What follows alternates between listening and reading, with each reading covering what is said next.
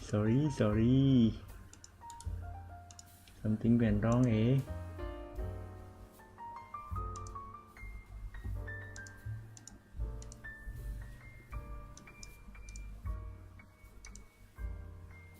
Ok. Sao vậy?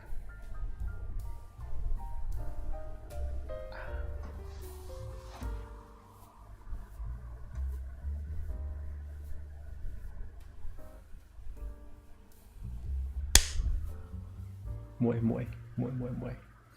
Rồi, hôm nay mình có thay đổi setup một chút. Bây giờ mình để cái màn hình thứ hai bên này, hôm nay mình để sang bên này. Mặc dù nó vẫn đang hơi kỳ, nhưng mà mình sẽ cần phải cải thiện một chút, bởi vì cái bàn phím của mình đang để rất là linh tinh và rất là khó bấm. Mình sẽ để cái mic để sang này một chút như này. Rồi, bàn phím hơi khó bấm một chút, nhưng mà hy vọng là chất lượng nó sẽ đỡ hơn. Để trong lúc mới đầu thì mình sẽ check thử tí nhá. Tắt nhạc nền này, nghe thử thì lúc mới đầu thì mình sẽ check thử tí nhá. Bàn phím hơi khó bấm một chút, nhưng mà cái bên này mặc dù nó vẫn đang hơi kỳ, nhưng mà ok hơn đấy. Sẽ cần phải cải thiện một chút, bởi vì cái bàn phím của mình đang để rất là linh tinh và rất là khó bấm. Mình sẽ để cái mic để sang này một chút. Mình nghĩ là chất lượng như này. Rồi, bàn phím hơi khó bấm một chút, nhưng mà mình nghĩ là chất lượng âm thanh ấy tạm ổn rồi đấy. Thỉnh thoảng nó có một chút bấm của tiếng chuột thôi, nhưng mà cái chất lượng webcam nó tệ quá, nó xấu quá. Màn hình to này thì khá xấu. Nhưng mình có ba cái cam, một cái thì rất là tốt, mình cắm vào mình có thể dùng được ngay, nhưng mà mình không thích dùng cái đấy, bởi vì cái là cái mà mình dùng nhiều nhất. Ngoài ra thì mình còn hai cam nữa, một cái là cái action cam thì nó không hỗ trợ cho việc dùng để làm livestream, mà mặc dù là mình cực kỳ thích cái đấy luôn. Cái đấy thì nó chất lượng đủ tốt, góc nó cũng rộng nữa, và nó nhỏ xíu nữa. Nhưng mà cái bản của mình hơi bị cũ quá rồi, bản mình là DJI Action Cam 1, nên là nó hơi cũ và nó không được hỗ trợ cho việc làm webcam. Có một cái máy ảnh, cái này thì mình cũng chất lượng rất là tốt luôn, Canon 70D. Nhưng mà nó có hai vấn đề. Thứ nhất là nó không quay được dài, nên trong vòng 20 phút mình sẽ phải bấm hay nào đấy để cho nó không bị tắt cái màn hình đi. Đấy là thứ nhất, là lý do. Và cái vấn đề thứ hai ấy là pin của nó có hạn. Nhưng mà chắc mình sẽ thử dùng 70D xem. Mình sẽ phải mua thêm một cái đầu chuyển HDMI. Một cái dây nữa, vừa phải dây này, xong rồi vừa vào cái đầu.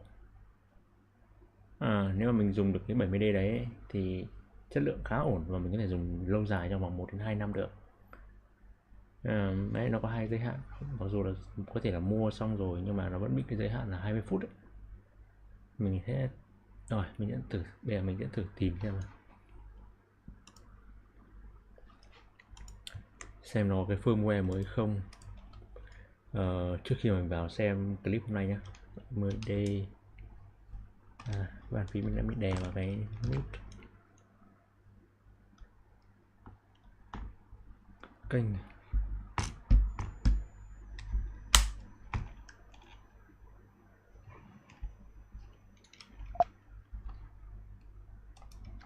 Canon 70D firm Unlimited Record 30 phút từ 2021 rồi. No bypass.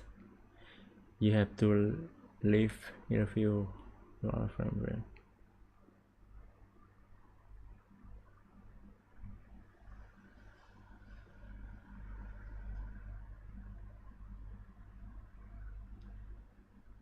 khó chịu nhỉ.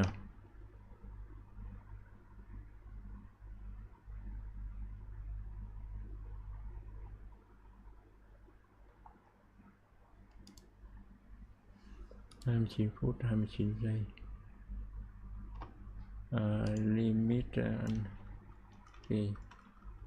Always on display chứ không phải record. Bỏ firmware đi.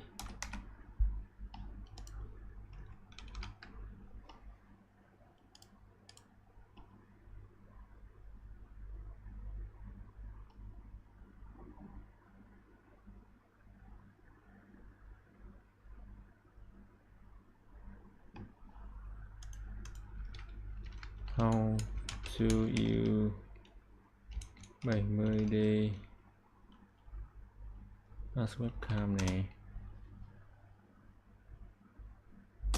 Đây thì mình xem hết rồi. 3 năm trước đúng 2020 mình đã tính rồi. Đây cái này thì But you still needed to buy the HDMI capture card and make Jeff Bezos just a see that in their official page for the Catalina, you have to give it a couple of to your Mac. No hope.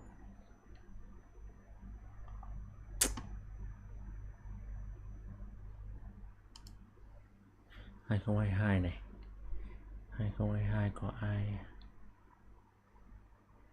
Getting camera turning off by 25 minutes.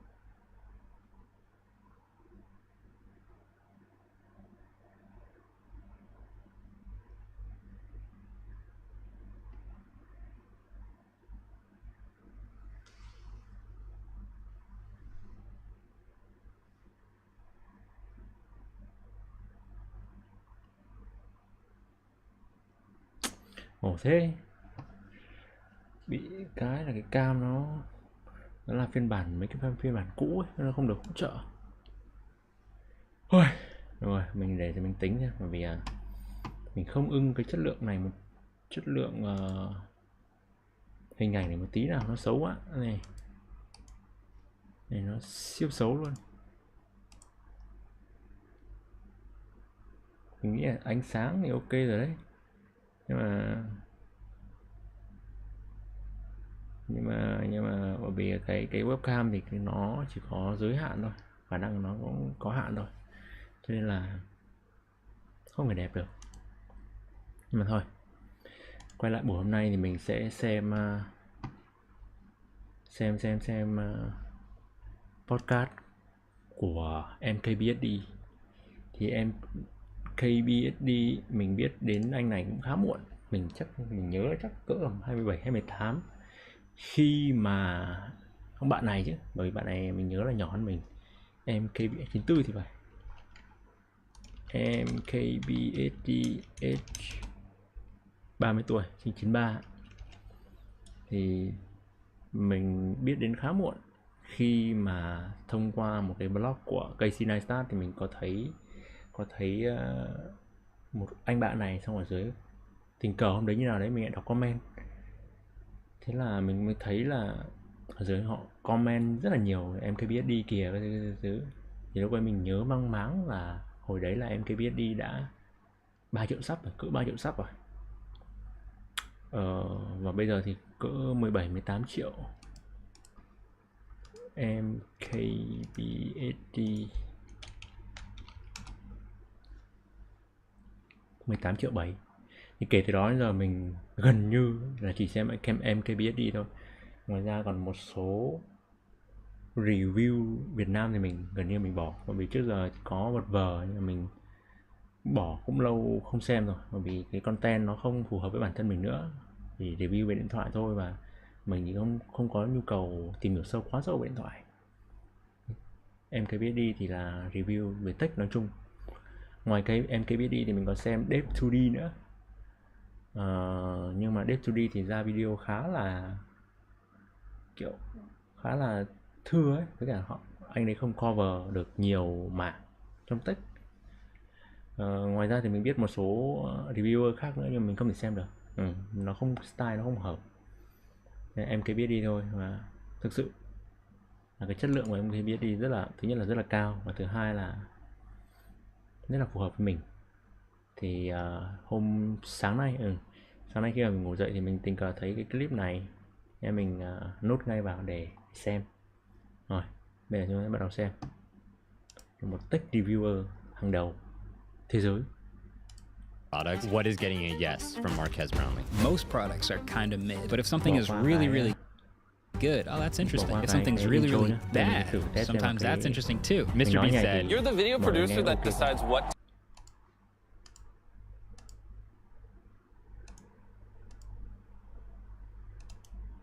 If something's really bad, sometimes that's interesting too. Mr. B said, Rồi, trong tech. Ngoài ra thì mình biết một số reviewer khác nữa nhưng mình không thể xem được. Mình tình cờ thấy cái clip này, nên mình nốt ngay vào để xem. Rồi, bây giờ chúng ta bắt đầu xem.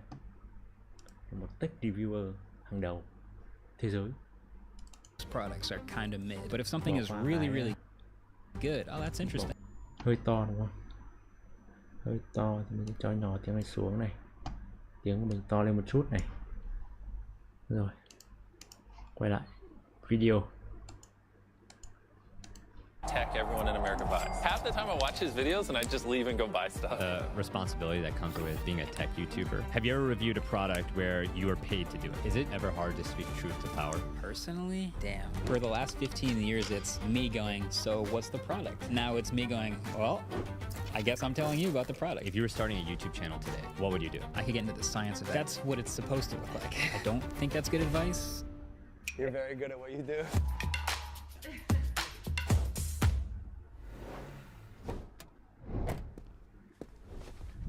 Marquez, thanks for coming on, man. Thanks for having me. To dive into the tech side of YouTube, I pulled this tweet that I thought summed it up so perfectly from Super Saf.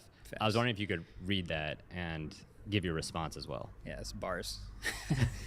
So Saf says, say something positive about a product. How much do they pay you, bro? Say something negative about a product. How much did the competition pay you? Can't win with these guys. And I just tweeted, say nothing. Why do you hate them so much? You can't win. Yeah. You can't win. This is evergreen content, to be honest. This is true about every industry and every product. So you just can't worry about it, I guess. You kind of have to just pick. I mean, I've said on videos before, I make videos about products I'm interested in and products that I find are interesting in general to audiences that watch our videos. So if I don't make a video about something, people assume you must hate it. You must already dislike the thing. When in reality, like, I'm one person, we have a team, but like we can't make every single video about every single thing. And we're also very transparent about our sponsor relationships. We don't privately take money from anyone or like secretly get paid or whatever. Like that's, it's just kind of a running joke at this point, but yeah, Saf is on the money with that. Take me into your inbox. Let's say it's a brand, not Google, Samsung, Apple. They message you to review their products. What is getting a yes from Marquez Brownlee? Is the product interesting? Totally subjective. They will not know the answer to that. How do you off the define bat. interesting? Is something new about it? Is something advanced about it? Is something, do I think it's going to be popular? Do I think it's going to flop? A lot of products are just kind of mid. Actually, most products are kind of mid, which means they don't get a review. But if something is really, really good, oh, that's interesting. Yeah. If something's really, really bad, sometimes that's interesting too. So you kind of have to find what is actually interesting about a product. That's kind of number one. And then the rest is, okay, is there a spot for it on the calendar? Is there a spot for it on the channel? are there maybe other videos or topics we've talked about recently that can feed into also talking about this new thing? So themes. But yeah, it's, do I want to make that video? Yeah. It's the number one thing. And are you going through your inbox yourself, or you have your team filter it and then it comes to you? Yeah, it's been me. I mean, so Jono also does some handling of like the mass business emails because we get infinite emails now. How many per day, just to put a number on it? Do I get? Yeah. Personally? Damn. I'm gonna ballpark like 200 A day. Yeah. Holy but crap. Mình đang nghĩ con số trong đầu là cỡ còn 200 một ngày. Wow. That's where I live. Yeah. I live in my to-do list, my calendar, and my inbox. Yeah. Yeah. I'm curious about the responsibility that comes with being a tech YouTuber. Sure. Hassan Minaj once said, "You're the Kim Kardashian of tech." And Mr. Beast also said, I thought this quote was fascinating. He said that Marquez, quote, decides what tech everyone in America buys. Half the time I watch his videos and I just... Giả dụ là xem mình không nói gì, họ ổn không nhỉ?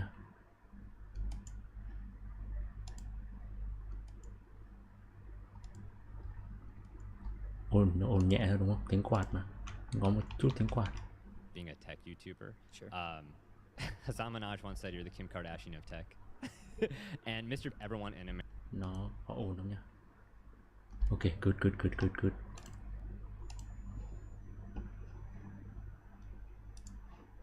Quay lại một chút, mình đang bị phân tâm. Kardashian of tech. My calendar and my inbox. Yeah. Yeah. I'm curious about the responsibility that comes with being a tech YouTuber. Sure. Hassan Minaj once said, "You're the Kim Kardashian of tech." And Mr. Beast also said, I thought this quote was fascinating. He said that Marquez, quote, decides what tech everyone in America buys. Half the time I watch his videos and I just leave and go buy the stuff. You did say that. I bring that up because so many influencers have absolutely no influence whatsoever. Yet you, I really believe, do. And then people are making big purchasing decisions. So I wanted to rapid fire really quick. Yeah. Okay. Have you ever reviewed a product where you were paid to do it? No. No.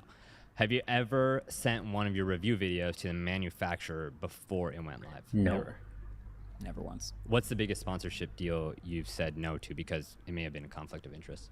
I don't know if I can name drop, but it's people who make things in the area that we review. So if you make smartphones and you want me to be sponsored by a smartphone, that's going to be a no. Yeah. Yeah. Could they sponsor other videos on your channel, or there's a clear line they can't cross it? That's a này. clear name drop, but Sponsorship deal you've said no to because it may have been a conflict of interest. I don't know if I can name drop, but it's people who make things in the area that we review. Making in area kiểu. So if you make smartphones, then you want me to be sponsored by a smartphone. Bình thường mà. Nhưng mà không mà. Nó không nhận quảng cáo về điện thoại, mặc dù là anh ấy review, bạn ấy review điện thoại rất là nhiều.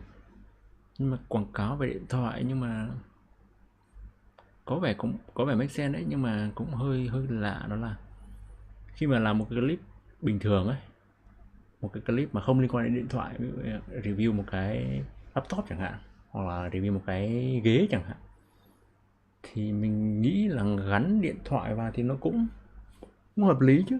Cái không phải hợp lý mà là nó cũng không có vấn đề gì cả. Nhưng có vẻ như là Market MKBHD bạn ấy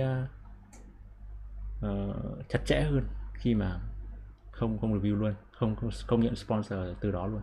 That's going to be a no. Yeah. Yeah. Could they sponsor other videos on your channel, or there's a clear line they can't cross it? That's a clear line. No. I mean, there are like accessories. There's lots of really good tangential products. So if you're a company that makes those like associated products, that's kind of like the perfect Goldilocks zone.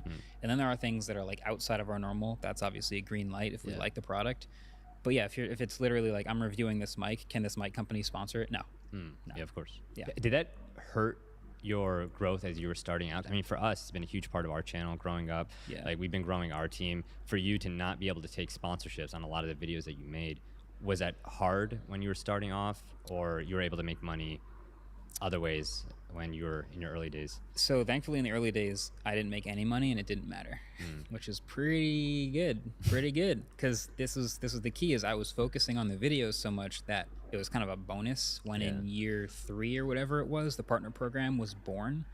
So the first several hundred videos were made with zero ambition of making money or intention or optimization or anything in that realm.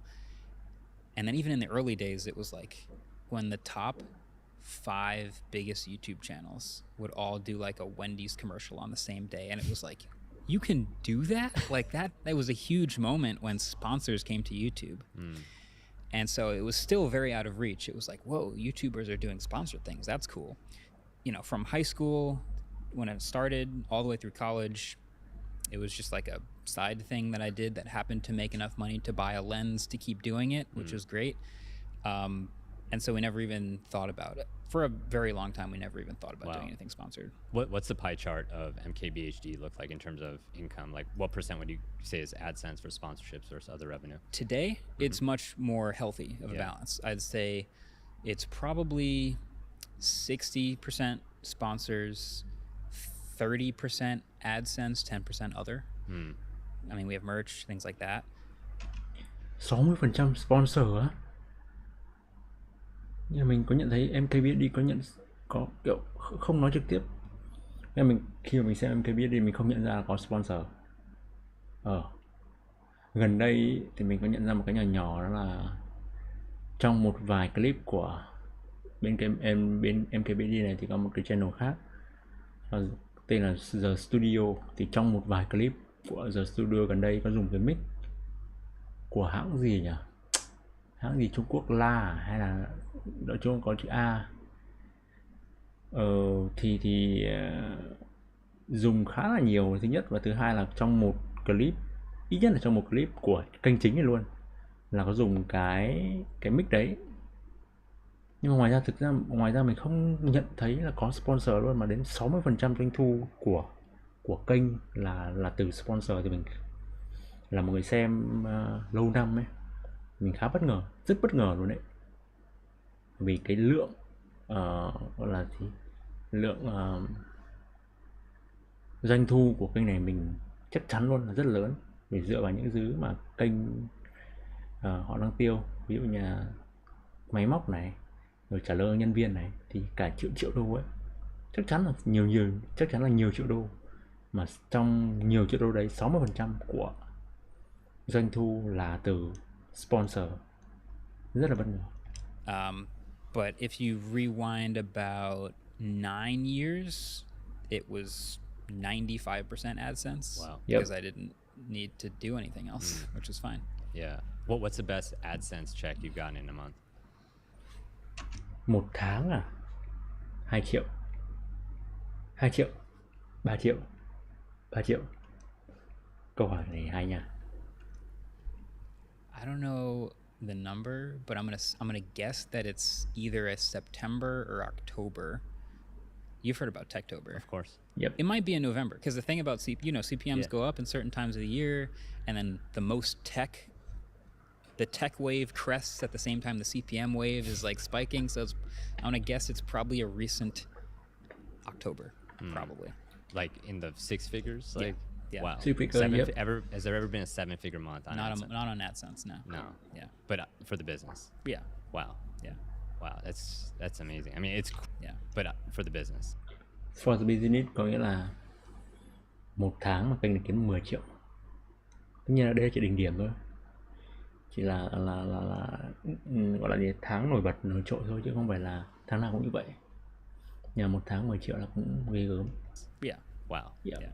Wow. That's amazing. I mean, it's cool to see that coming full circle after you put the audience first for so many years. Yeah, I think that's the reason why audience we've first. I've said this before, the best thing that never happened to us was like a video going viral. Yeah. Because a lot of what happens in those early days is a video blows up and your incentive becomes to chase that again because something happened. Like you got on TV, or like you got a big check, or you got a sponsor from it, and like, oh, I got to do that again. Yeah. And your whole channel becomes trying to replicate the viral thing, which almost never works. Yeah. And for the entire first few years and hundreds of videos, it was like nothing goes viral. All we do is build a community, kind of like a snowball, around this tech thing that we care about. And if people care about it, they'll jump on. I think it's actually easier to grow once you're big because you have things like access to people 100%. or products. Yeah. Now a lot of manufacturers, I assume, send you the products early. But I want you to rewind back. If you were starting a YouTube channel today, no resources, no connections, what would you do? In order to stand out, because if you, again, rewind, the barrier to entry is way lower, and the ceiling's way lower. So you can stand out with Yep. just pure talent and a DSLR. Now it's really hard to stand out. And I think everyone goes into it with the, I need to Mr. Beastify my operation, stand out in some way, spend $100 grand on the first video mentality. I don't think that's good advice, and I frankly don't have any other advice. So, tough question. I don't have a good answer. But- YouTube today feels more kind of like a numbers game of just, you just make stuff and maybe one of them hooks than ever before. It's amazing to see you quoted in Apple's keynote and Google's keynote. I wanted to ask, first of all, how does that feel to see your name alongside the big publications as a YouTuber? Really gratifying, really a little bit surreal. I think it's also kind of a testament to how much work our team has put in. I have memories of like the first time I was invited to an Apple event, and that was always like a dream to Yeah. go to see the product and do a video there. And when I was there, I realized I was the only YouTuber there. I was like, oh, that's interesting. What year was it? I want to 13. find of the actual answer for you, but it was a 2013. it was a summer event, probably a WWDC, like 14, 7 years ago, something like that. Yeah. But then the next Apple event I went to, there were 3 of us. And then the next Apple event, there were 9 of us. And then slowly start to see them realize, like, oh, yeah, this makes a lot of sense. We should actually set things up for video so these guys can point cameras at stuff. And that slowly becomes a thing. And so I feel like because of those doors that we've opened early, now it's like, it makes perfect sense for us to be right next to the other publications doing the same stuff. Yeah. Shining a light on, pointing a camera at, evaluating the newest tech when it comes out. That's what we all do. Well, what's the red carpet that they roll out for those of us who will never be invited to one of those Apple events? Like, what do they do behind the scenes to make Yeah. that experience good for content, but also how do they treat creators? Apple's an interesting example because they kind of do their own thing. They have a campus they invite everybody to. They have a theater just for the event. They have a massive like production budget, and it's great. They'll give people snacks and like clap when you walk in the door. Hey, welcome, come downstairs. So they have a whole thing set up. But I think in general, yeah, they try to make it easy for people to just make content, writing photos, videos about the products Yeah. in the moment, which is kind of what we're all trying to do. Is it ever hard to speak truth to power? Like, maybe now that you're big, it's not, but I've talked to a lot of smaller tech creators who sometimes are worried about the reviews, like turning off the company, they don't get access to the product. Like, Yeah. did you ever have a moment like that? Or do you have advice for people trying to navigate a situation where if they say something truthful, Right. it might cut off access and therefore hurt their business? Yeah, that is a tough spot to be in. And what I've always said and what I hope is that if you are speaking the truth, that it should never result in any punishment or cut off. And if it does, you look a lot like the good guy in that situation. And ideally your audience can see that you're telling the truth and that you're accepting the consequences that come with telling the truth. So I've never had to actually like peer on the other side and go, well, maybe I should lie or maybe I should hold back the truth. I've always felt like that's a pretty core part of what we do. But you're right. A lot of smaller creators aren't necessarily in the position I am. So I just say, tell the truth, and that should ideally put you in the best spot. So, dude, I pulled some stats about you that just blew my mind. In just the past month, you uploaded 5 videos to your main channel, 2 videos to your studio channel, 5 episodes to your podcast, 4 car reviews, all of which got 36 million views. And somehow you still had time to make products with Ridge, fly to Japan to win a professional ultimate frisbee tournament, and then somehow also get your wisdom teeth removed. I mean, I haven't been to the dentist in like a year, so I'm particularly impressed me. But my question is, how the hell do you manage your time and still put out such high quality videos? We work When you as put it a that way, it team. seems pretty crazy. A lot of practice, I would say. And I live my life through Google Calendar. So I don't know if this is a toxic trait or if this is like a nice, clean way to keep the puzzle organized, but I very clearly delineate when I'm doing certain things or when I'm in certain places. And so it helps to just like visually lay it out. Do I have time for something? Oh yeah, there's a slot right there. Boom, good. Got it. So yeah, just a lot of practice. Do you have days where it's more creation days versus meeting days? Definitely. I kind of line up the schedule every week for the team for what we're going to do at the studio. And so, yeah, we inevitably have production days, like we're shooting a lot of stuff. And then we have non-production days, which are either like post, like editing and stuff, or pre-production, a lot of writing, maybe meetings, maybe figuring out, brainstorming, stuff like that. So it's kind of 2 types of days. Yeah. Have you said no to a big opportunity recently that maybe you would have said yes to before because you've been so focused on your production and putting out these videos? Yeah, all the time. It's hard to think of like a single example, but yeah, it's busier than ever, and it's awesome because more doors are open than ever. Yeah. So it's really exciting.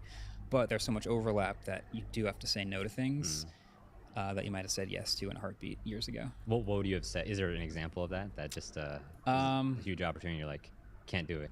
There's a car launch event that I was going to go to in Germany for a certain German car brand. Got it. Very exciting car. Would have definitely gone. Go số But 3. it overlaps with training camp for a team that I play for. And so I'm definitely going to go to the team's training camp instead of the fun trip to Germany to drive a cool car. I want to talk about that because the way you balance life outside of YouTube with YouTube Go is số 3 fascinating. bản Most điện. top YouTubers I've interviewed are just all in and guess. obsessive. Yeah. But I want to talk about your creative process first. And there's so much to be said about the 1,500 videos that you put up over your 15 years on YouTube, which is just crazy to say. But I thought I'd just dial into one video that you tweeted out was probably the best upload to date. And I actually pulled a Is that why clip this from is it. here? And that's why the Cybertruck is here. I mean, we're in the same studio that you filmed it. Yep.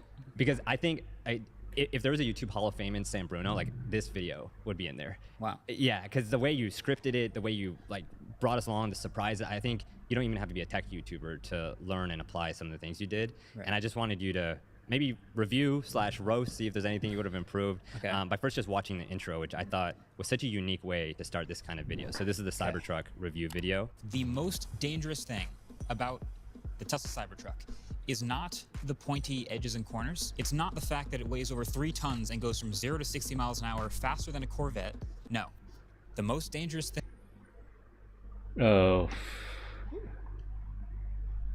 Lý do mà cái cam của mình hiện hình đang nhảy ấy, chính là cái việc mà mình xem clip của cái anh này tên gì? Yon. Anh Yon là cái mình bắt chước cái cam này thì nó cũng bo mấy góc, và mình đang nhận thấy là cái cam của mình mình vẫn thích hình vuông, mình nghĩ là hình vuông nó vẫn ok nhất, nhưng mà nó đang bị một cái là nó hơi nhỏ thì phải. Có thể trong buổi sau mình sẽ to hơn, làm nó to hơn một chút. Không, mình có thể làm bây giờ mà. Đây như này, chọn như này, ok đâu, chắc anh nhảy đi nhỉ? Không, nó phải như này. Đừng cân nha, cho hợp lý. Mình không OCD đâu, nhưng mà nó đừng lệch quá. Ý, đúng rồi.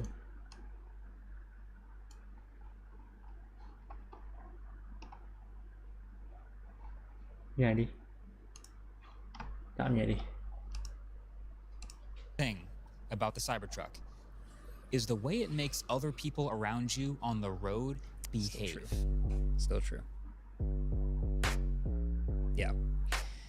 I pulled the script of that here. How did you go about writing that video, and how do you think about hooks in general? Because I think Yeah, I tech love this. videos could be so boring, and I find myself watching videos that you made about products that I'm not even interested to buy, Yes. because I'm just curious about how you're doing, and you just hook me in. That's the best compliment I can get. I love that. No, this is super interesting. So reviewing a product is like this is the thing we have a lot of practice at. Yeah. It's like an art form in a way. You can just deliver the numbers and the specs and then that's it and let the person decide. But product reviews are sort of limited in their appeal in that way, where if I'm not buying the product, why would I watch the reviews? Yeah. So I'm also trying to give some entertainment or some learning value or something. Yeah. With a car review or a $1,000 smartphone or a computer, if it has, say, 2 million views on YouTube, you got to figure 90% of them weren't even thinking about buying that thing, but they watched it anyway for some reason. I'm trying to give them the entertainment or the education that makes it worth watching. Yeah. This one was interesting because, you know, we have the Cybertruck. This from Ridge we had for probably 3 weeks just driving it around, learning the ins and outs of what it's like to own it, drive it, charge it every single day, park it in the garage, park it on the street. And you know, I've gotten pretty good at reviewing smartphones, so it might take me a few days. But after 3 weeks with the Cybertruck, I was still forming opinions about it until it finally hit me that it's not really so much about the fundamentals as much as it's like the only thing anybody cares about when they knock on the window and they're like, what is this thing? Like, this design is everything about this truck. So it ended up being the focus of the whole video. It's like, is this iconic already? And that's kind of weird because it's a mass production vehicle that's very attainable that millions of people have pre-orders for. Is it somehow already iconic? and then diving in from there. So a lot of the quotes like this come from me explaining it to people at the studio. So I said this to people in the studio like 2-3 times before I was like, you know what, that's the intro of the video.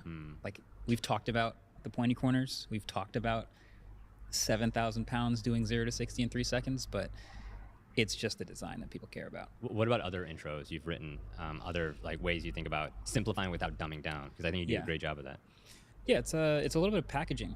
Like, I think people think a lot about titles and thumbnails on YouTube these days. I also think that the intro/hook is a part of packaging for a video. So with a video like this, let's say if we just use this review as an example, it's the title and thumbnail of this truck, the word iconic in the title, and then clicking on it and wondering why that word is used, and in the first 30 seconds having a question already answered about why this thing is so significant. Yeah. It's all sort of like hand in hand. Yeah, I also wanted to ask Jay Alto. He analyzed the reading level of top YouTubers, and I thought it was fascinating. Ryan's World and Mr. Beast had a 50. Cái này mình nghĩ là mình sẽ cố gắng apply ở trong những cái video tới đây. Nên là mình không thích MrBeast ở cái chỗ là tập trung rất là nhiều vào title và trong thumbnail. Đó là thứ mà khiến mình thấy rất là khó chịu và mình cố gắng kiểu loại bỏ nó ấy. Nhưng mà đối với cái style của MKBHD thì thumbnail đủ hấp dẫn, nhưng quan trọng hơn là khi người ta bấm vào trong 30 giây đầu tiên ấy, họ có thấy là cái video này nó hấp dẫn như cái thumbnail nó diễn tả hay không. Mình sẽ thử apply vào cái video tới, những video tới, một vài video tới.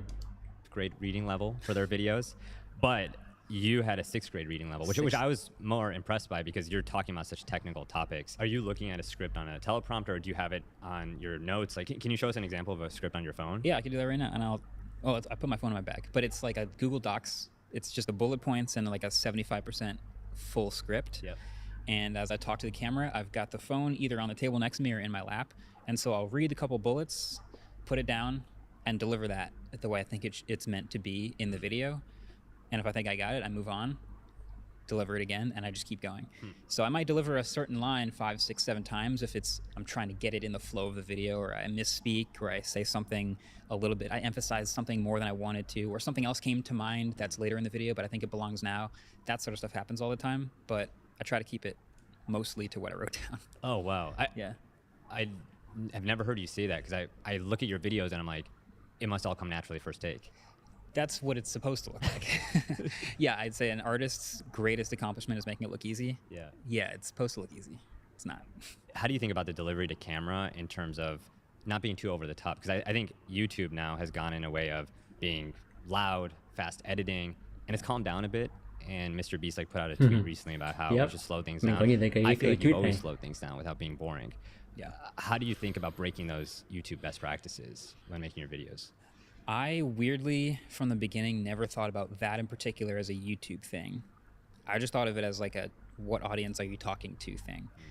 And I did notice like the over-animated versions of YouTube becoming super successful, but I always figured, and this is maybe just anecdotal, but that was a different audience from mine. That's a younger or potentially not as interested in certain things type of audience that I'm not after. And so I'm respecting the audience that I'm talking to by just talking to them like I would if it was you and me in a barbershop talking about a phone I've just started using or something like that. Like, that's the sort of setting that I was aiming for and always have been.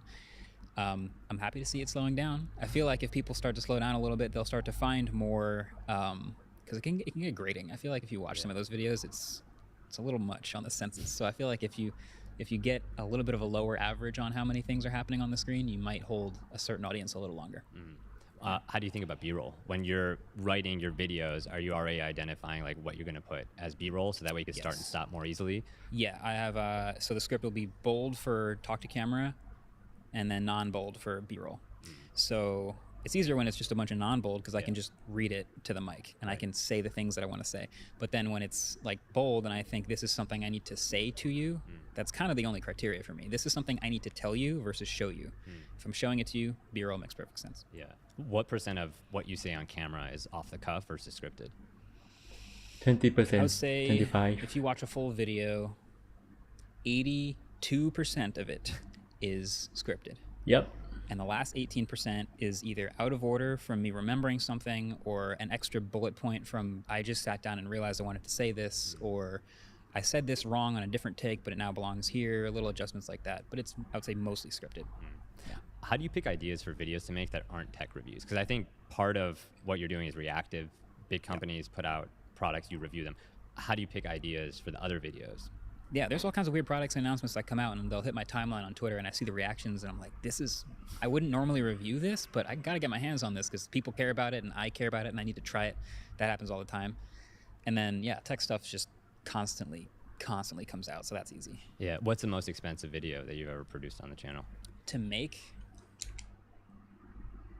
Thứ nhất là cái này còn dài 35 phút nữa nha. Rồi, cái thứ hai là video đắt tiền nhất. Khó nhỉ? Bởi vì product thì có rồi, quan trọng là cái sản xuất thôi. Cybertruck phải đi thuê một cái chỗ để chạy đua kiểu như vậy. Wow. Bao tiền ra? 200.000, 300.000. Nhiều thế á? 200.000 thôi. Honestly, So one of my favorite parts of the interview is coming Adam's in a bit, and that got me thinking, you know, what's the easiest way for you and I to create our own products, to power the sales from Mr. Beast to starting a business where they drag you AI products show up means I can, if you're a shop, because you shop. All right, back to the video. it's probably just travel. Because once we get to location, we have our gear, we have our team, and we shoot pretty lightweight. I mean, your setup reminds me of my setup. Like, we can get it done in a day. So I think the most expensive videos are just like, do we have to fly 6 people out to shoot a car with all our gear? That would be expensive. Yeah. Do you have a range of what that is? Well, that's just how much the tickets cost. Yeah. So, Okay. so our overhead is light. Like, we don't buy a bunch of stuff for videos usually. I think people mostly assume like we buy the product or we get our hands on the product. That's a given. But then, like, what else would our expenses even be? Yeah. We're just a couple props maybe for this video. Maybe there's a bit in the video where we do a sketch where I need like 2 or 3 props. Sure. But we have our space we shoot in. We have our gear. Kind of just set it up and go. Yeah. So I guess a lot of the overhead, I mean, you have a big team. It's 12 people, 13 people I think now? about 12, yeah. Yeah. On packaging, Marquez, I feel like you're so good at design.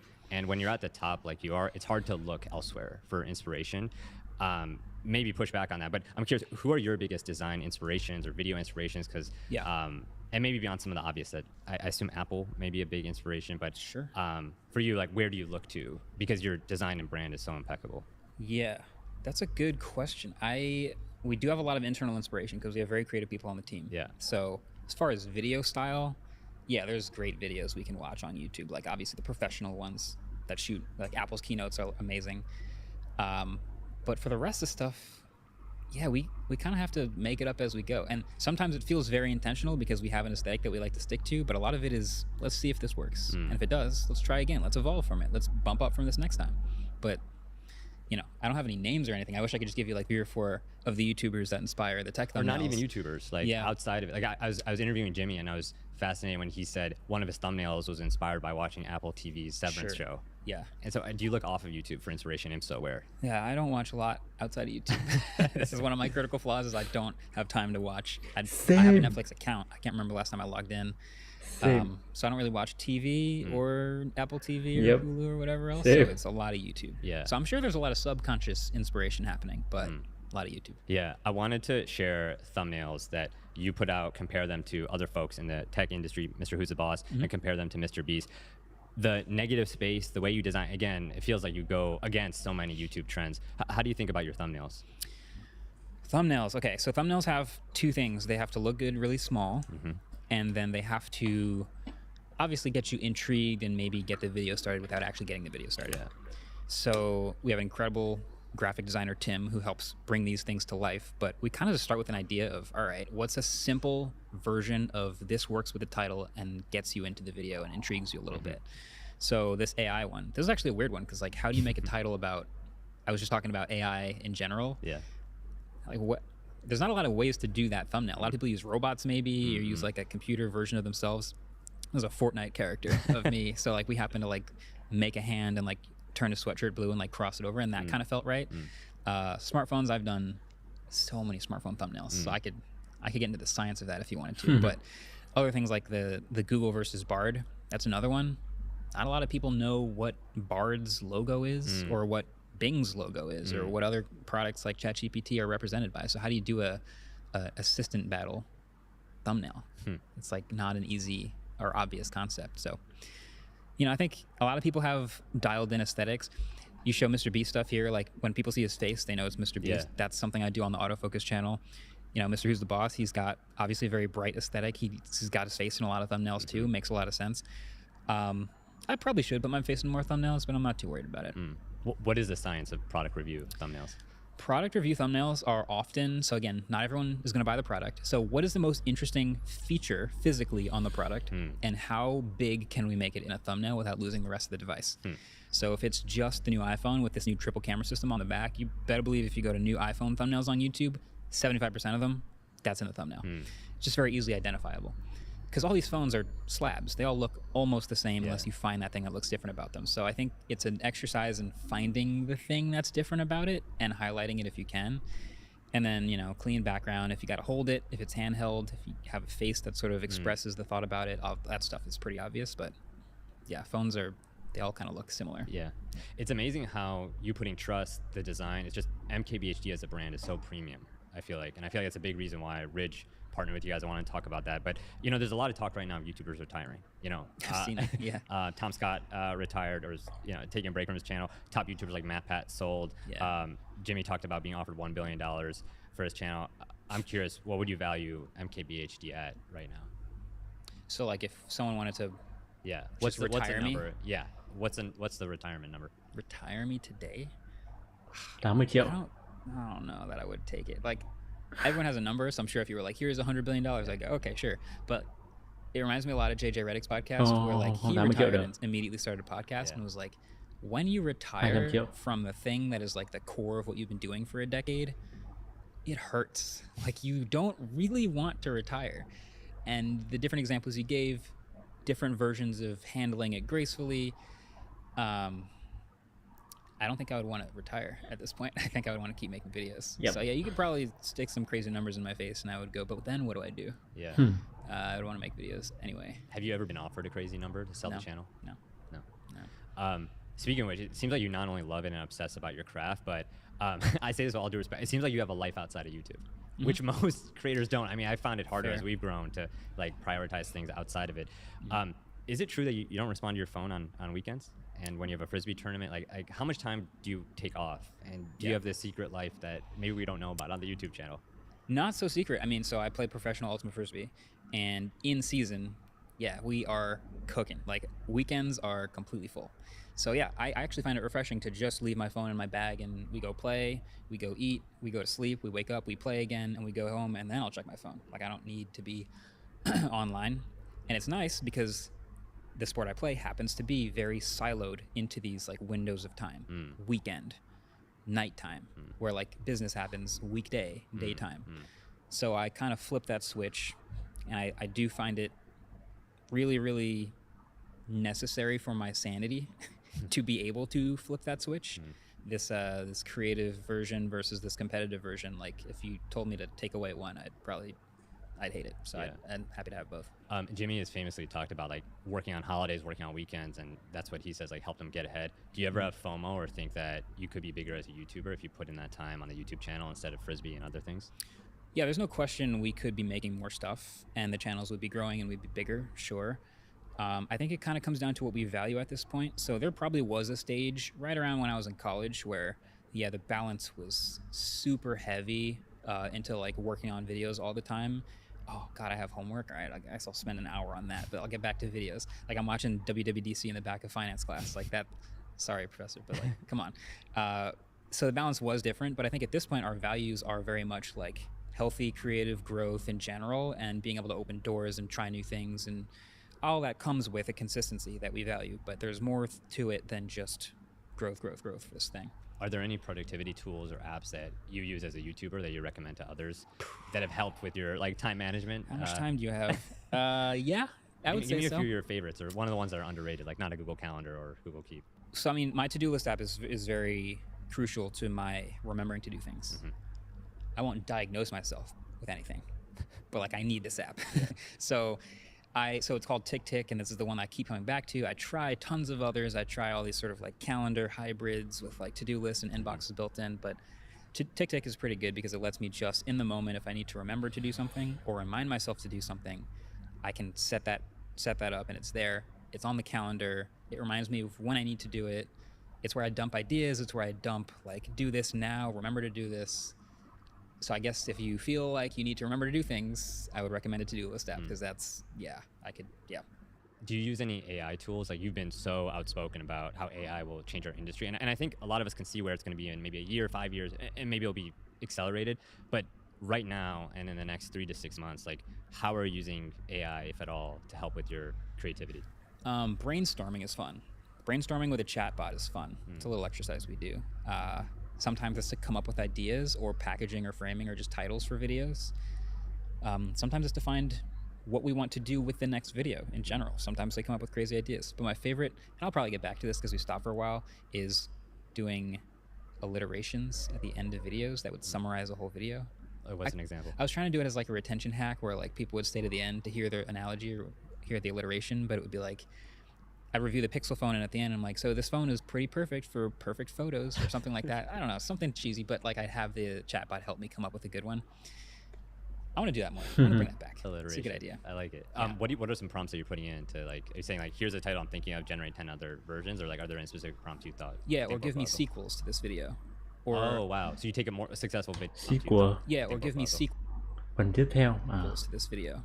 Or, Oh, wow. So you take a more successful video and you ask for a sequel. yeah. Wow. Or give me the opposite for like if something is really good, give me the opposite point of view, or summarize this, or help me brainstorm what a channel about this would talk about in this category, or just in general because it knows what MKBHD is, so you can ask it make an MKBHD title, which is wow. interesting. Sometimes it's pretty bad, but you can try it. Does that scare you with the rise of deepfakes? Like how much information you put out about yourself and the fact Nope. that people can say like, hey, make an MKBHD video when they're not MKBHD? Yeah, and we have a podcast too, so like there's Yeah. thousands of hours of my face in HD and my voice into a high quality mic. I'm a prime candidate for being deepfaked, and I guess I've just accepted that. We'll see. I mean, it's this video right here. Yeah. How long is my job safe? I don't know. Yeah. We'll see. I think the way forward is sharing monetization. Like I think it'd be really cool if you like co-sign on Sure. something that's like, if somebody makes a piece of content with MKBHD's likeness, Yeah. and of course there has to be some kind of portal to submit for approval if you like it, or if you want to co-sign, like that Yeah. could be really interesting. Have you seen what Instagram's doing Yeah. with the creator like chat thing? Yes, yeah. I don't know how I feel about that. How do you feel about that? Well, I think it's weird that they kind of name them different. Like the people have different names than their actual names, right? So like Jimmy is like the funny guy. Yeah. And you're chatting with the funny guy, but it's Jimmy's but face. you see his face. Yeah, that Yeah. that to me was weird. I'm like, it's like almost like the uncanny valley of like recognition, even though I see their face. And Yeah, yeah, but that's, like- that to me felt a bit confusing. Imagine you're a kid though, and you're like, oh, I'm gonna talk with AI Jimmy. Yeah. But it's not Jimmy, but it is. Like I don't know, it feels weird. But then Instagram also is doing something where they're going to roll out this tool where you can have an AI version of you DM and chat with your followers, so they can DM AI you. I don't know how I feel about that. Like I'm in the beta and I'm gonna try it, but yeah, it feels. Do people know it's like Marquez Brownlee? It says bots? it's AI. Yeah, It says it's AI. It says it's AI. There's no revenue implications at all. It's just kind of like DMs, like engage with your audience. Yeah. You can't DM all of them, but what if we did it for you? So I guess I get it, but yeah, it's kind of weird. I wanted to put you on the spot and ask if you were the CEO of these different companies, what would you do? So here we go. If you're the CEO of Apple. YouTube, what's something that you would do to the platform today? If I was a CEO of YouTube, jeez, Neil, what would I do? I would bring back the dislike counter. Why? Because I think that it was a pretty useful, quick visual indicator for the quality of a video. Yep. And I still to this day miss that. I didn't think I would still miss it, but I'm very plugged in. I know when I watch a video that's 1 hour old with 400,000 views and 29,000 likes that it's doing well, no matter who it's from. But if I'm like searching for a tutorial on how to install the MyQ garage doorbell opener app on my phone and it has 29 views and 11 likes and I don't know how many dislikes it has, I don't know if this is the video I should be using. But if you turn that back on, I do. Yeah. I still miss that. I don't know if I'm the only one who still misses that. We still miss that. Yeah. CEO of X, what would you do? Ooh. CEO of X, what would I do? I would try to build out the analytics of videos in general, like the video upload platform, the analytics evaluation behind the scenes for videos, so that when I upload a video, I can actually tell what's happening. Right now, it's just, look how many people saw it on their timeline. And there's a couple small graphs in there, but I would build that out a lot more. That would be a priority. CEO of Instagram, what would you do if you were Adam Mosseri? I would make it easier to upload and then watch landscape videos. You know how people do the thing where like turn your phone sideways? Oh my, yeah. I would build that into the platform. Wow, you're just piercing at my heart. When I worked at Yeah. Instagram, I worked on IGTV and video, and we were trying to make long form and horizontal happen. It's very hard when the DNA and the habits are built around short form. Yeah. I used to be the hater of like vertical video like a couple years ago, but it's like nobody takes horizontal videos on their phone anymore. Yeah. CEO of Facebook, what would you do if you were Zuck? Nobody takes horizontal video. Là sao? It's very hard when the DNA and the habits are built around short form. Yeah. I used to be the hater of like vertical video like a couple years ago, but it's Yeah, like đúng nobody rồi. takes Make horizontal sense. videos on their phone anymore. Yeah. Fuck. CEO of Facebook, what would you do if you were Zuck? Burn it. No. So, you know, Facebook can do a lot of the same stuff. Like, I think people left Facebook video for a reason. And I think if they're able to build some of the same, like, jump in the portal and scroll tools for video, and then as a creator, I get a lot of the analytics Facebook. YouTube shows, really. Facebook video player. Make it better. Okay? Because they have a lot of analytics on Facebook. But the stuff that YouTube shows with the retention graphs over time is... Mình vẫn không hiểu tại sao một công ty như Facebook mà có giá trị vốn hóa hơn 1.000 tỷ à? Đến 1.000 tỷ chưa? Mà lại có một cái trình, cái player ấy, cái trình chơi video nó tệ như thế. I would do that. Yeah. Can't believe it. The next question is, what would you do if you were the CEO of Ridge? But we actually have him here. So I thought we'd invite Sean Frank, who you recently partnered with. So Sean, if you want to join us, I got a few questions for you both. Sure. All right, Sean, thanks for joining us, man. Thanks for having me. All right, so I want to ask all about the partnership that you guys really made waves across YouTube, and I feel like it's going to pave a new frontier for creators everywhere. But first, tell me about Ridge. What is the product, and how many of the wallets have you sold? If you could show us one. Yeah. We make a very popular wallet. I think it's the most popular wallet in America. You put your cards in here, you push it, you go like this. Lifetime revenue is over 500 million at this point. Wow. And we'll do a couple $100 million this year. A year ago, you put out a tweet that's like, I want to offer a creator $1 million. I want to ask, what were you thinking when you put that out? And Marquez, what was your reaction when you saw that tweet? Yeah. So in the tweet, I think I either tagged you or I just said It was a thread. It was one of the first tweets. Oh, is Yeah. it not so subtle? Yeah. Yeah. And it was very much like Marquez can have the job if he wants it. You know, we've been pretty open that we've spent at least $10 million at this point directly with creators, and you can either buy or build things. So we could spend a lot of money trying to build this in-house internally. And I bought a publication called everydaycarrier.com. But it'd be so much easier if I could just pay for a tutor and bring somebody in to like help us develop this muscle. Dude, I'm glad you saw it. At least we're interested. Yeah. Well, I saw it and then sort of like back shelved it, and then it got sent to me a bunch of times. And, Backshelved then sort of like back Cất shelved lại, it, and backshelved then it. it got sent to me a bunch of times. And so it's like on the front of my radar. And then it got like messaged me a couple times, and I'm like, okay, yeah, I've seen it, guys. Like I've thought about it, but took a little bit more thought, obviously a little more time to like sort of develop what it could look like in my head before actually replying to it. I think I emailed you first or something. You probably emailed me and I replied. So we got really close to signing with a couple people, and I offered it to Colin and Samir. I was like, hey, you guys can have this. I think it'd be really great. And they thought we met, we talked about it. They're like, we got a bunch of shit going on right now, maybe later, right? And I'm like, okay. So we got really like far down the path to somebody else. And I'm like, hey, before I sign that deal, I should just make sure you see it. So I sent it over to you. Right. And what do you think at that point? I thought it was really interesting, and I think I had said this in my tweet, but like Ridge as a company, like making a bunch of stuff already, I get asked in interviews like this, like, all right, you review a lot of products. When are you gonna make a product? And it's like, yeah, I know I should be focusing on that, but I'm so into making videos that I know I don't have the bandwidth to be making products. I just do not have the bandwidth to build the company and do what Jimmy has doing. Like I just can't do it. Yeah. But a really, really, really good partner would be right in that middle ground where they already have experience building products. They already know how to make products, but they would be willing to be molded by what I think that should look like, what the company should look like, what the product should look like. And so we can kind of meld this thing together, and I think that would be ideal. And the more I thought about that in my head and Ridge, the more like the everyday carry motif just kept hitting me over and over again. And I was like, actually, I feel like this is a really good fit. So we started talking about it, shared our visions with each other about what it could look like, and eventually like figured it out. And I feel like you're starting to see the first little glimpses of what we started working on, but we've been working on things for a little bit now, which is exciting. And yeah, there's gonna be a lot more. Yeah, I'm excited for some of the products that you guys are announcing. But first I want to say, yeah, Ridge is doing really well. I mean, you guys are private bootstrap, 80 employees, nimble enough to bring somebody on, but not bureaucratic enough that it becomes like, hey, do this, and there's not a conversation. What was the part of the deal that was most contentious, or the thing that you're like, I'm not going to sign right away? Dạ vâng nhỉ. Cái rig này thì mình có nhìn thấy nhiều lần rồi.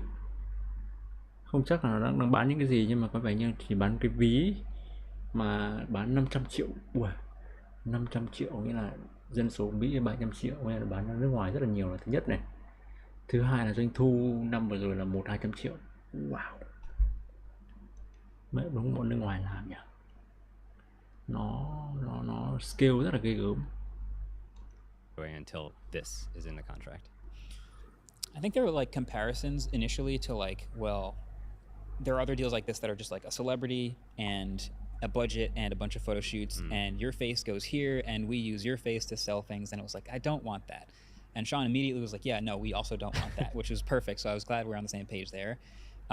So from there, it was not too contentious as far as just finding a ground on like what sorts of goals we want to have with this and how long the partnership should be and like where we should aim right off the bat versus longer term. Yeah.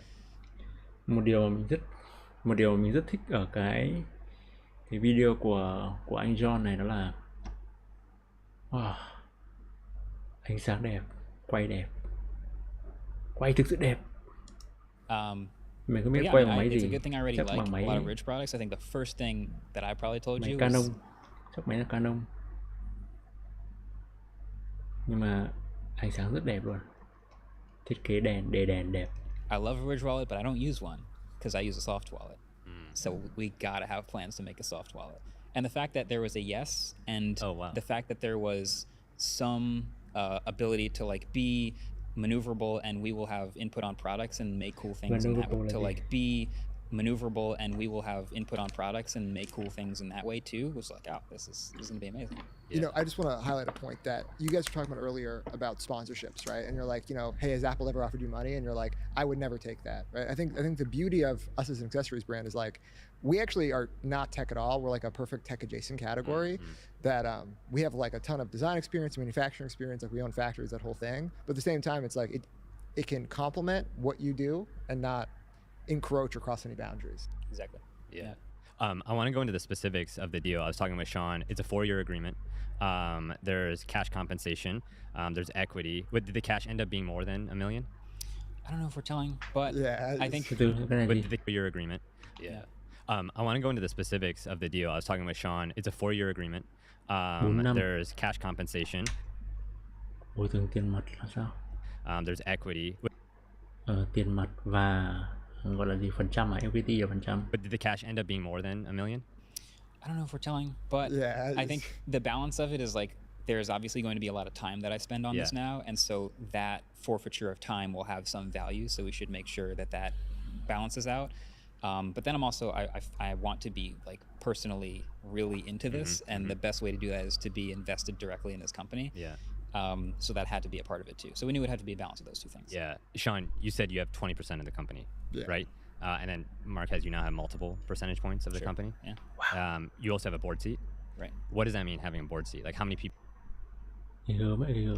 How often do you guys meet? What decisions are made? Is that like? New.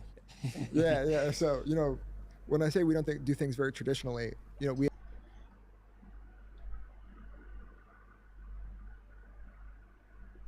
CEO có 20% công ty này và Marquez thì có nhiều hơn 1%. Cái câu hỏi đặt ra là cái phần trăm của Marquez là được công ty đưa, gọi là gì, công ty gọi là gì, công ty phần trăm của Marquez là được công ty offer, hay là Marquez bỏ tiền ra mua. hoặc cũng có thể là cả hai, nhưng mà cái nào sẽ lớn hơn. Nếu mà mình thì về mặt cảm giác thì mình nghiêng về ý đầu tiên hơn, đó là công ty offer một cái phần trăm cho market. Tuy nhiên ấy, mình lại nhận, mình theo những gì mình quan sát được thì có vẻ market đã bỏ tiền vào đây rồi, và cái việc bỏ tiền vào một công ty nó sẽ là một cái gì đấy, câu chuyện hoàn toàn khác khi mà phải phân tích công ty đấy rồi phải biết mọi thứ về công ty, chứ không thể là vì người này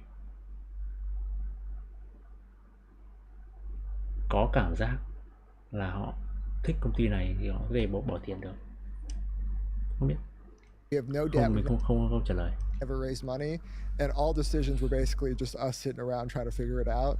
So us bringing Marquez on is just to have a real board. Yeah. So there's only 3 board seats, and he's one of them. Wow. So we haven't had a meeting yet.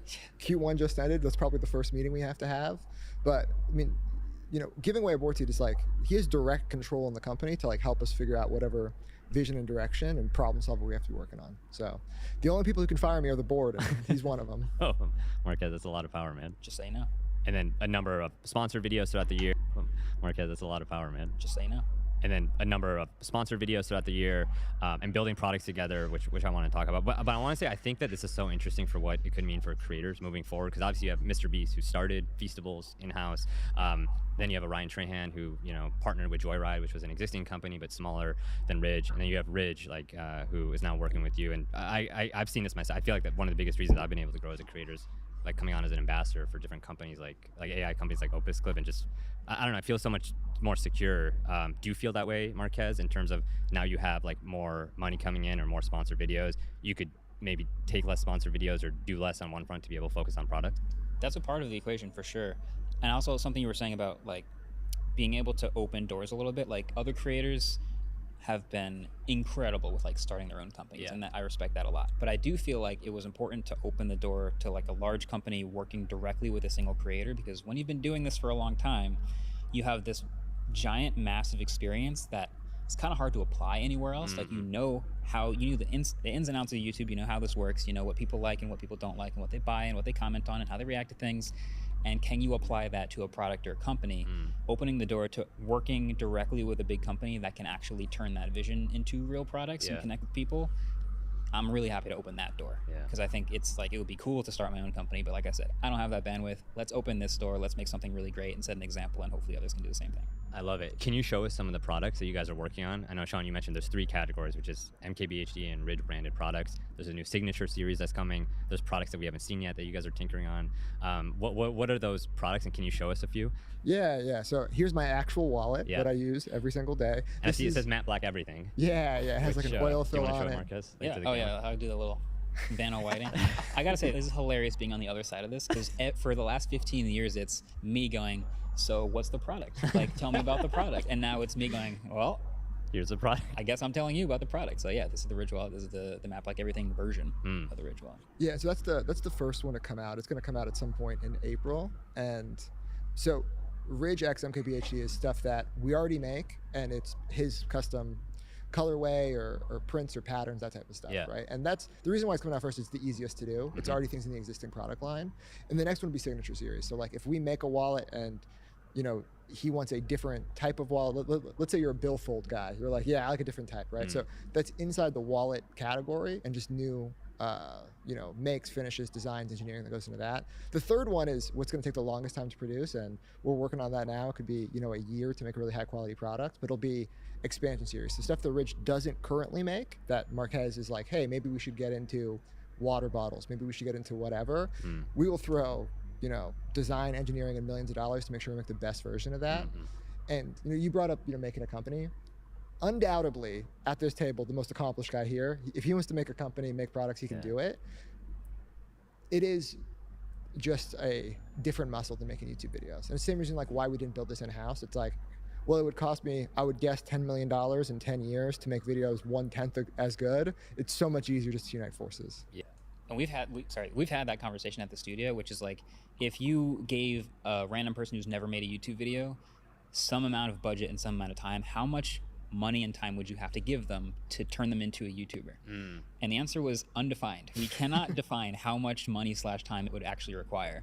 to turn any one person into a fully like blooded, like live, breathe it YouTuber. Yeah. It just doesn't. You either have it or you want it or you don't. And so yeah, it's kind of a crazy question to. As much as I want to be a professional basketball player, I'm 5'8", dude. I'm not making the team. Yeah. Yeah, and I think that's a good note for any brand trying to build it in-house. You know, a lot of people try to have in-house Right. creators, and it's much harder. Marquez, I know you have a prototype. Can you show us? Yeah, I would love to show you. Yeah. This is fun. Yeah, I was saying like I've used soft wallets for a while, so like if this is an early prototype, so I can't guarantee too much about this. Yeah, but, Subject to change. Yeah. Everyone, this is kind of the thing about products is the way I decide making videos is a lot of the same way I decide on products, which is something I've got to be interested in, but also that I think other people are interested in. People carry their wallet in different pockets. They carry different amounts of things in their wallets. They access different cards, different amounts in different times of the day. So I know what my perfect wallet looks like. But that's not everyone's perfect wallet. So my expertise on what I want, Sean's expertise on what people clearly want and buy and use, combined with all the people who are helping to make this stuff, that's what's going to make this awesome. But this is the soft wallet. What was the conversation to make this? Because this is so radically different than the hard wallets that you put out and have seen succeed. Well, it was, us getting on a call and us being in Slack being like, okay, tell us exactly what you want and we will go out there and make it. Like, we will source the leathers, the materials, the factories. We will send you prototype after prototype until you get something that you're like, that's worthy of being one of my signature series products. Wow. What's the most underappreciated detail about that? Again, it's just like accessing the cards. So like I have 3 cards that I use the most. Yeah. It's my personal card, the business card, and my ID. And so I know I will always find friction in a wallet that doesn't let me really quickly access those 3 things.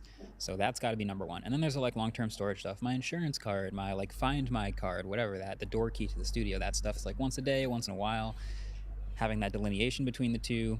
And then of course materials and hey, it's matte black, that kind of helps. Yeah. So like, there's a lot more to it, but I feel like the fundamentals of a wallet, we all got to be on the same page about that. And then it's the fun stuff after that. If you go to any luxury brand's website, like any accessories brand, wallets are a subcategory of a subcategory. So like really the future of Ridge, and the reason why I think we can get to $1 billion in revenue, not this year or the next year, but probably the year after that, is we're just moving up subcategories. So from wallets to small leather goods to bags, and eventually it's like anything you could buy from a coach, like that's what we're gonna offer. Wow. And Ridge has been a great business and we've been so successful inside the world's smallest, most ignored category. So we're just slowly moving up that market. Yeah.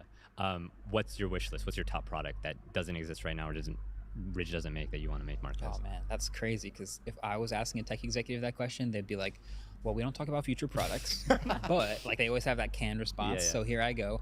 I'm not going to reveal anything too crazy. Yeah. But like what we're saying, like the everyday carry stuff, like we've made videos about everyday carry and people love watching those, by the way. So we know what we like about everyday carry, what people who watch the videos like about everyday carry. And now it's just up to us to like find and make the best possible versions of all of those things. That's amazing. How do you think about the videos that you'll make with Ridge product? Có một điều nhỏ đó là cách đây cỡ năm 2020 mình tìm thấy hãng này Camellia. Mình có một cảm xúc rất là đặc biệt với cái hãng đó. Hãng này thì khi mình đến mua ấy, xong mình có hỏi thêm bạn nhân viên ấy, bởi vì mình thấy sản phẩm trên website làm rất là kiểu biết cách người dùng muốn, biết cách mình là người dùng, biết cách là mình biết cách thể hiện ra là thực sự là người dùng họ muốn xem những cái gì trước khi họ mua một cái sản phẩm. Và đây là một website kiểu bán đồ rất là nhỏ thôi. Và đấy, từ mình phải đến tận nơi xem là mình có cảm tình rất cảm tình với hãng này, từ khi mà nó chỉ là một cái cửa hàng nhỏ thôi. Điều đấy khiến mình nghĩ đến cái việc là mình có thể tham gia công ty này bằng một cái khía cạnh nào đấy, hay là mình làm một sản phẩm riêng. Nhưng mà đấy chỉ là suy nghĩ trong đầu mình thôi. Cho đến bây giờ thì cái hãng này thì mình đi đường mình gặp rất khá là nhiều rồi. Thì đúng, mình nghĩ đơn giản nó chỉ đánh đúng cái nhu cầu của người dùng. Họ thực sự cần cái sản phẩm đấy, và tất nhiên là cái team họ làm tốt nữa. Nhưng mà cũng 3-4 năm qua rồi mình cũng không có cái tiến triển gì trong cái việc là làm một cái sản phẩm gì đấy bên ngoài. Products moving forward. Perfect integrations. Yeah. Right? Like I'm going to be talking about the things I use because I already do that. So now, this is funny, I did a GQ interview which was like, show us your everyday carry stuff. 10 things you couldn't live without. And I didn't realize this until it went live, but like half that stuff was stuff that I've helped make. Wow. And they're like, wow, Marquez, such a flex. Like the MKBHD edition is what you carry. And I was like, damn, you're right. That's pretty sick. So ideally, we will be able to make and plug the stuff that I use because that's the easiest. That's just what shows up no matter what video I'm making. Yeah. Anything else that you're thinking about in terms of the future? Like if you're a smaller creator watching this and they're aspiring to get a deal like this, what advice would you give them? If you're focused on review stuff like me specifically, you want it to be sort of adjacent to or around what you're normally covering. Yeah. Aside from that, shoot for the stars. Like there's a lot of opportunities and doors opening, and it's going to make a lot of sense. Yeah. This is where the industry's going, I think. I mean, we're not the first people to do this. I think Ryan Tran and Joyride are a great example, but we've already watched like pop icons in media move over to YouTube and digital content, and it's not going to slow down, right? There's a reason why there's so few bankable stars in Hollywood. It's because like the internet eats everything. So I just think this is more of what's going to happen, and maybe it's an early example, but I think there's going to be a long list of opportunities like that. Yeah. Do you think fewer opportunities will go to the Oscar Isaacs and Pedro Pascals of the world, who you rejected to work with Marquez, Dude, to go to YouTubers? Still open to work with those guys. No hate or shame. Yeah, of course. No, I mean, like, I don't feel bad for those guys. I'm sure they're doing fine. Yeah. And I'm sure they'll have plenty of opportunities. It's really the next generation. Yeah. What's one thing that you guys have learned from each other? I know you have monthly meetings. Like, what's something that you've learned from Sean about products as a YouTuber who focuses on content, and what's something that you've learned from Marquez about content as you focus on products? His job's way harder than mine. It's like I can show up and do whatever I want, and the regiment, the schedule, like I'm not cut out for it. So I'm glad the world has people like that. I was gonna say kind of the same thing, but it's like there's every time we have a meeting, just the little details of like, I know what I've seen on a product, but now that I know what it's called, like the oil fill on the wall, like okay, now I can like refer to it by the correct thing, and I know the details that go into. Oh, we can change the color of this by like 5% saturation, or like we can change materials here. Just a lot of the material science stuff is kind of fun for me to poke around in, but also I'm not cut out for the other end of this equation, so it's a perfect puzzle piece. Yeah. This makes sense on so many levels. Thank you both for taking the time. It's incredible to see this, and can't wait to see what else you guys launch. Thanks. Cool. Thanks for having us. Of course. All right, that's a wrap. Thank you guys. Sick. I found a Hay quá. Thứ nhất là một lần nữa là cái chất lượng của video. Từ cái mic thì không nói rồi đúng không? Mic là mic quốc dân rồi, nhưng mà cái hình ảnh đẹp quá. Rồi mình muốn nói một cái điều này mà có lẽ là mình nhớ, theo như mình nhớ mình chưa nói với ai cả. Và sau khi mình xem clip này nó khiến mình nhớ lại cái suy nghĩ đấy. Thực ra cái điều mà cái việc của mình vào Sài Gòn ấy, cách đây 2015, 9 năm. Mục đích vào Sài Gòn mình là mình muốn làm YouTube. Mình không biết chính xác bắt đầu từ khi nào mình có cái suy nghĩ này, nhưng mà có cái suy nghĩ là mình muốn làm YouTube ấy. Nhưng mà mình nhớ chắc chắn là cỡ hồi cuối 2014, đầu 2015 thì mình có sang nhà một thằng em cũng tên là Tú luôn. Mình nói chuyện đến cái việc là mình sẽ vào Sài Gòn rồi mình sẽ mua len các thứ. Không, thì mình nhớ rồi, trước đấy là mình còn có một buổi đi cà phê với thằng bạn thân của mình hồi cấp 3 để nói về cái việc là tao mày cùng làm kênh YouTube đi. Và mình buổi cà phê này đầu tiên ở ngay gần nhà mình, chắc cỡ 2013 đấy. Và cái việc lớn nhất là mình vào trong Sài Gòn là mình làm YouTube, nhưng mà đấy, đến bây giờ 2024 rồi mà mình vẫn chưa làm được. Và nó khiến mình nhận ra là cái khoảng thời gian mình bỏ lỡ ấy thực sự là cái thời gian vàng để phát triển YouTube luôn. Bởi vì từ một cái rất là manh nha, bây giờ YouTuber là một cái gì đấy rất là ghê gớm rồi, và nó rất là phát triển rất là mạnh. Nó có thể trở thành, thực ra nói về fame hay là nói về tiền ấy, nó hơi mang lại để so sánh, nó hơi buồn cười, nhưng mà thực sự cái nghề này, nghề YouTuber ấy, nó là một cái nghề được xã hội công nhận. Nhưng mà tiếc, chắc chắn là mình có tiếc, nhưng mà mình nghĩ là mình đã đủ trưởng thành để có thể hiểu được là mọi thứ đều có mặt trái, mặt tốt, mặt xấu. Cái việc mà mình chần chừ ấy, thì đổi lại được ấy, là mình có con người như bây giờ. Mình không tưởng tượng được là nếu mà mình theo con đường đấy thì bây giờ mình sẽ là con người như thế nào. nhưng mà mình không hối hận. Rồi, bye bye, hôm nay live đến đây thôi. Một clip rất là hay và mình nghĩ là mình sẽ xem cái kênh của anh này nhiều hơn, vì nó có nhiều thông tin và nó không bị lan man quá nhiều. Rồi, bye bye, chúc nghỉ lễ vui vẻ. Mọi người nghỉ lễ à? Thứ hai mình vẫn live mà, chưa nghỉ lễ. Thứ hai nhá, hẹn gặp lại thứ hai. Bye bye.